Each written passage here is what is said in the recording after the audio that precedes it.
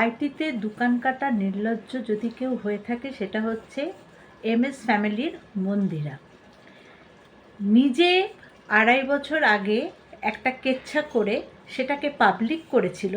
Public করে যখন সেটা দিয়ে ভিউজ কামানো হয়ে গেল, রেভিনিউ পাওয়া হয়ে গেল, তখন তাদের এখন মনে হচ্ছে যে তাদের এই ভিডিও সোশ্যাল মিডিয়াতে থাকলে তার মেয়ের ওপর একটা এফেক্ট হবে, খারাপ এফেক্ট হবে।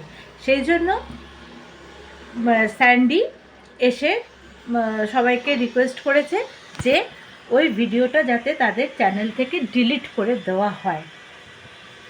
নিশ্চয়ই স্যান্ডি যেটা বলেছে সেটা খুব সত্যি কথা, যে ওই ভিডিওটা কারোর চ্যানেলেই রাখার কোনো দরকার নেই, কারণ ওইটা যত শো হবে ওর মেয়ের চোখে পড়লে সেটা মেয়ের পক্ষে খারাপ।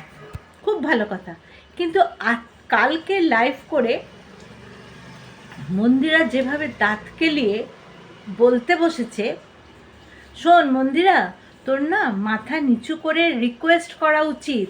তুই লঙ্কা কাণ্ড বাঁধিয়ে দিবি। স্যান্ডি তোকে যদি একবার পারমিশন দেয় যে তোমার মনের কথা তুমি বলো, তুই তুলকালাম কাণ্ড করে দিবি? তোর লজ্জা করে না বলতে? কোন মুখে বলছিস রে? তোর তো সবার কাছে এখন মাথা নিচু করে রিকোয়েস্ট করা উচিত যে না, আমি যেটা ভুল করেছিলাম সেটা তোমরা আমাকে আর এর জন্য আমাকে আমার মেয়ের কাছে আর অপদস্থ করতে হতে দিও না, এটা তোমরা ডিলিট করে দাও ভিডিওটা, আমি তোমাদের রিকোয়েস্ট করছি। এইভাবে তোর বলা উচিত, বুঝতে পারলি? নোংরা মেয়ে কোথাকারের একটা, নোংরামো করার সময় মনে ছিল না, ভিডিও বানানোর সময় মনে ছিল না, এখন বসেছে এখানে ভিউয়ার্সদেরকে হুমকি দিচ্ছে, কন্ট্রোভার্সি ক্রিয়েটারদের হুমকি দিচ্ছে। আর স্যান্ডি যে কথাগুলো বলেছে সত্যি খুব ভালো।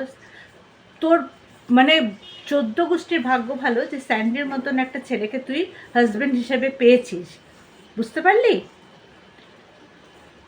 আজকে সত্যিকারের যারা কন্ট্রোভার্সি ক্রিয়েটার তারা অন্তত স্যান্ডির রিকোয়েস্টে তোমরা ডিলিট করে দিও ভিডিওটা। স্যান্ডি সত্যি খুব মার্জিত, ভদ্র, ঠিকই ও সবাই মুখ দিয়ে ওরকমভাবে গালাগাল দিয়ে কথা বলতে পারে না, ওরকমভাবে কথা বলতে পারে না যেটা স্যান্ডি বলেছে। খুব সত্যি কথা, স্যান্ডির জন্য সেটা করা যায়। আর তোর লজ্জা করে না এরকমভাবে কথা বলতে? নির্লজ্জ বেহায়া দোকান কাটা মহিলা, হ্যাঁ?